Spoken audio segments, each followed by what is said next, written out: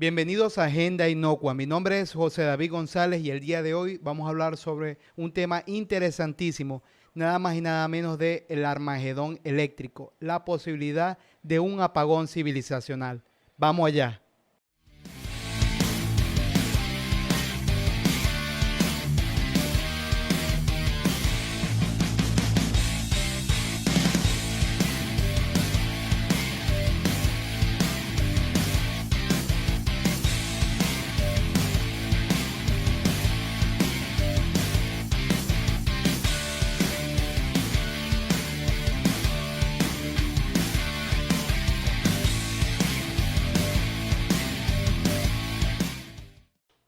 Imaginar por un momento la paralización de las estructuras gubernamentales o críticas de un país, así como la materialización de los efectos disruptivos en áreas sensibles como la banca y finanzas, sector agroindustrial, telecomunicaciones, transporte, servicios de emergencia, entre otros.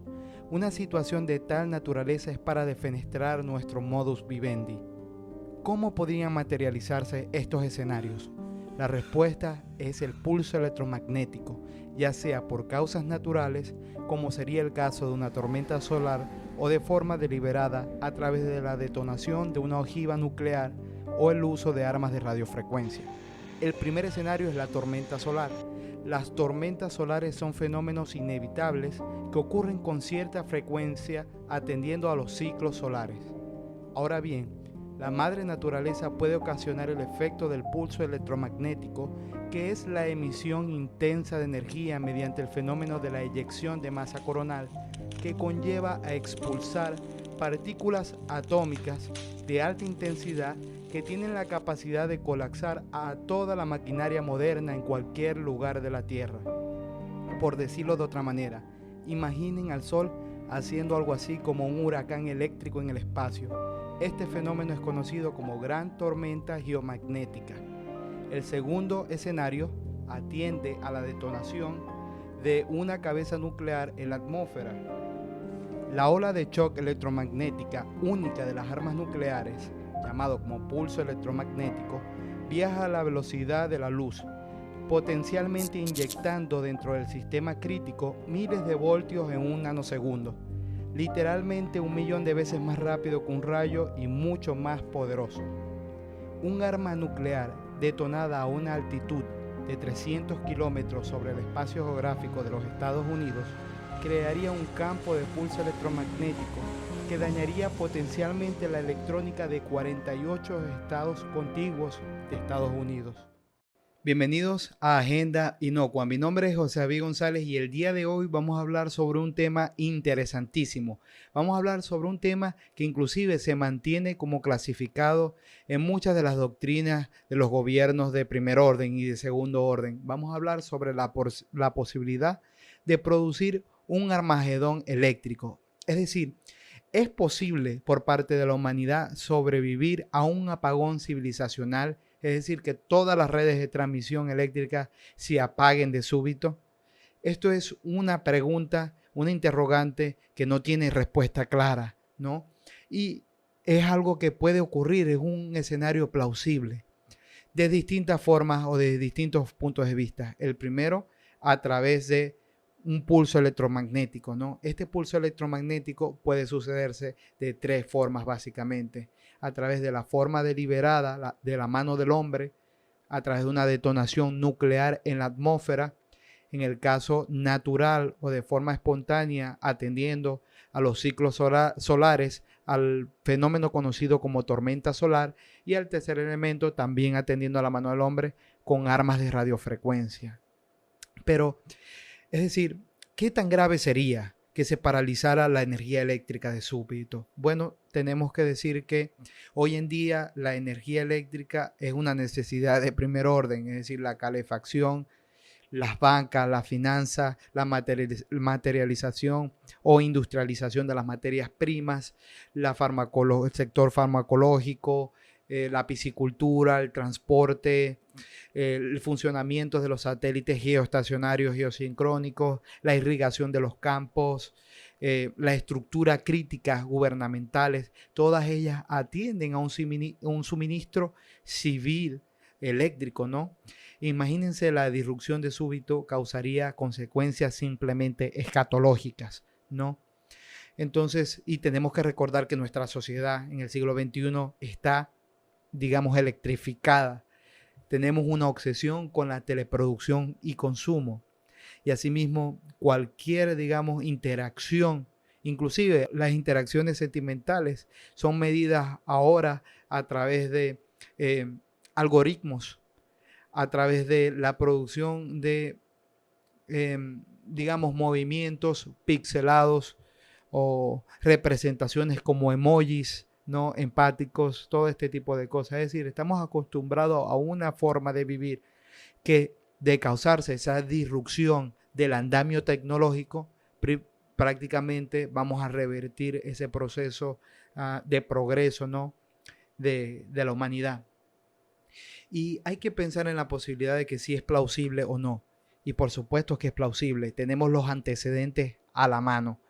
El primer antecedente que yo creo que hay que recordar es un ensayo nuclear realizado por los Estados Unidos, en donde realizó la detonación de una ojiva nuclear dentro de una altura de 250 millas de la isla Jobson, en mitad del Pacífico, ¿no?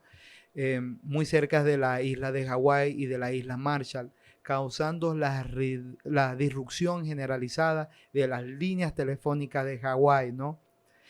Causando también un desequilibrio grave geomagnético, un desequilibrio en la magnetósfera. Ese fue uno de los, digamos, eventos más relevantes. Es conocido como el proyecto Starfish Prime. Lo pueden buscar en internet. El segundo elemento que también vale la pena mencionar como antecedente, ¿no?, de lo plausible que puede ser la situación de la disrupción generalizada es en el caso del proyecto K, ¿no?, de la Unión Soviética, en donde intentaban prácticamente hacer ataques de pulso electromagnético a través de la detonación nuclear para incapacitar cualquier misil intercontinental que tuviese como objetivo las grandes ciudades soviéticas, ¿no? Y algo que se me pasó mencionar del primer proyecto, del proyecto Starfish Prime, el antes mencionado, es que el objetivo de este proyecto por parte de los Estados Unidos era ensanchar el cinturón de Van Allen, ¿no? Es decir, generar desequilibrios en la magnetósfera para incapacitar cualquier misil de origen soviético que tuviera como objetivo alcanzar algún tipo de territorio estadounidense. Entonces, bueno, ya mencionamos dos proyectos, dos ensayos nucleares, ¿no?, que evidencian la peligrosidad, ¿no?, de la materia de pulso electromagnético. Pero es que esta forma de destruir al enemigo de forma preventiva a través de la disrupción de las redes eléctricas no solo se circunscribe al hecho de un ataque nuclear, sino que puede hacerse con armas convencionales, con bombas convencionales. Y el ejemplo palmario lo tenemos a la mano en el caso de México, en Michoacán, que sufrió un ataque, ¿no?, por parte de un cartel de narcotráfico conocido como los Templarios, que atacaron ciertas determinadas subestaciones eléctricas con fusiles de asalto y bombas convencionales y generaron un apagón generalizado de aproximadamente, que lo sufrieron aproximadamente 500,000 personas, ¿no?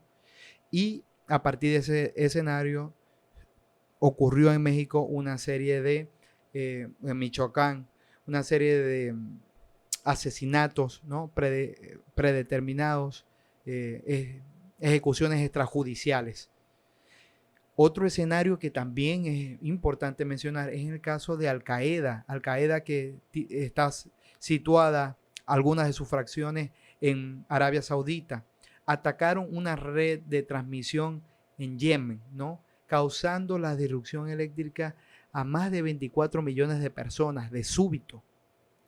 Otro ejemplo también lo tenemos en Pakistán, en donde un grupo separatista de la región de Baluchistán inhabilitó el 80% de la energía eléctrica de este país. Y otro caso no menos importante que quiero mencionar es el caso de Venezuela. porque en el año 2019, el 9 de marzo, ocurrió digamos, un acontecimiento que nunca había pasado en este país caribeño, ¿no? Y es que hubo una desconexión generalizada del suministro eléctrico aproximadamente de una semana en todos sus estados, ¿no? Y entre una de sus primeras declaraciones, el presidente de cargo, Nicolás Maduro, indicó el ataque a un ataque de pulso electromagnético, ¿no? Luego la academia, las universidades y los expertos en la materia lo desmintieron, pero es decir, este fenómeno del pulso electromagnético es omnipresente, o sea, está presente como un elemento de peligrosidad que hay que tratar, que hay que manejarlo y que, bueno, la sociedad de forma general tiene que informarse, ¿no? Eso en primer plano. También hay que hablar sobre las particularidades del pulso electromagnético, ¿no? Tiene varias particularidades. Por ejemplo, en el año 2013, Norcorea ubicó uno de sus satélites a una trayectoria y a una altitud que coincidía con el centro geográfico de los Estados Unidos, ¿no? Y hizo una suerte de pico eléctrico como simulando un pulso electromagnético, ¿no? Esto prácticamente habla de la posibilidad de atacar a cualquier nación y que este ataque sería muy difícil digamos, de generar una contrarrespuesta, una retaliación de manera inmediata porque, digamos, todas las estructuras críticas del gobierno o del Estado que sea víctima de este ataque va a intentar o va a priorizar el restablecimiento del suministro eléctrico, ¿no? Y no se necesitan armas, digamos, muy sofisticadas.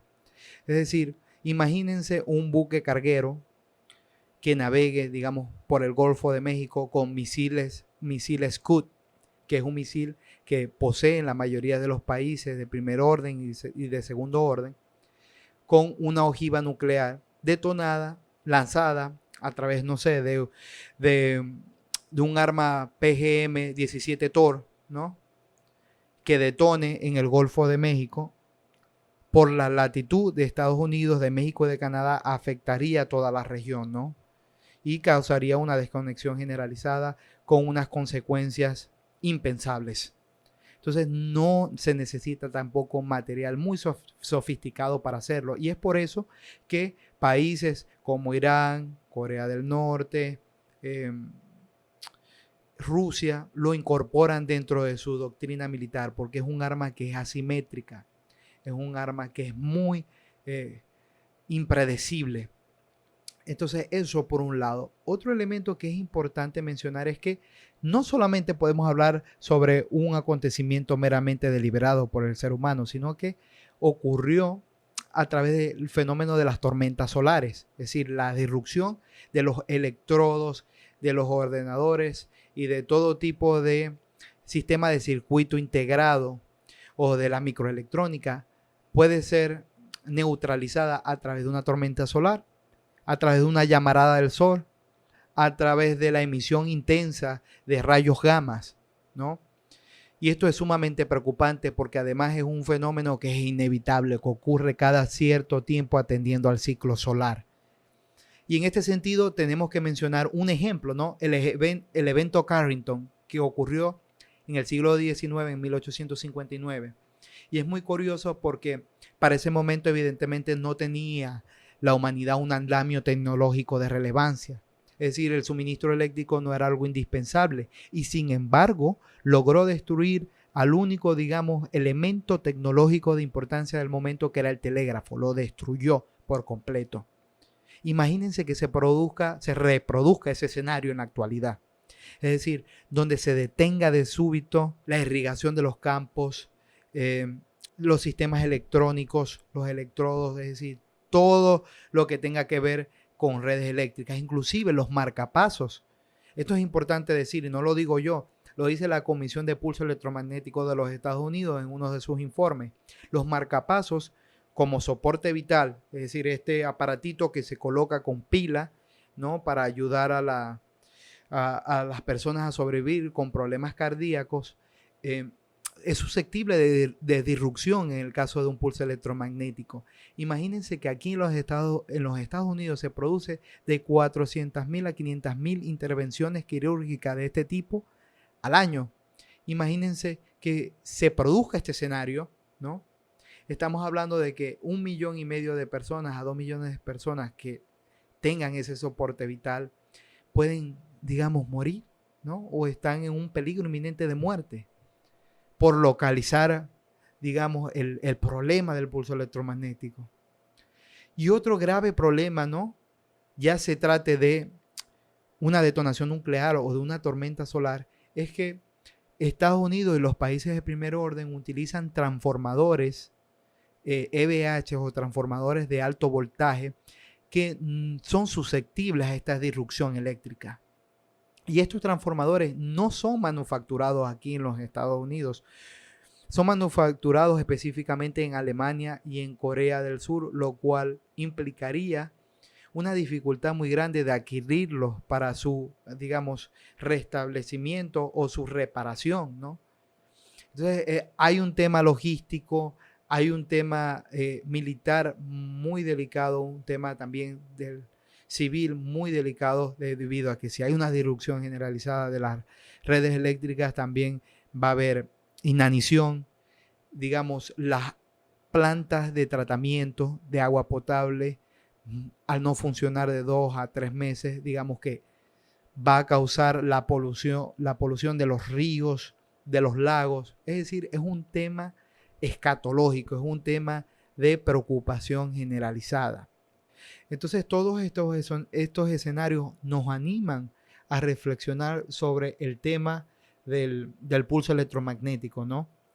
Y tenemos que hacerlo primero preparándonos nosotros intelectualmente para medir cuáles son las consecuencias, cómo podemos, digamos, de alguna manera ser autosuficientes, cómo podemos tratar de tener planificado siquiera en el caso de que ocurra un escenario parecido, cómo podemos asegurar nuestra existencia. Es una pregunta muy difícil, es una pregunta que se hace inclusive los gobiernos de Estados Unidos y de Occidente en general, ¿no? Entonces es un tema para la reflexión, un tema para averiguarlo.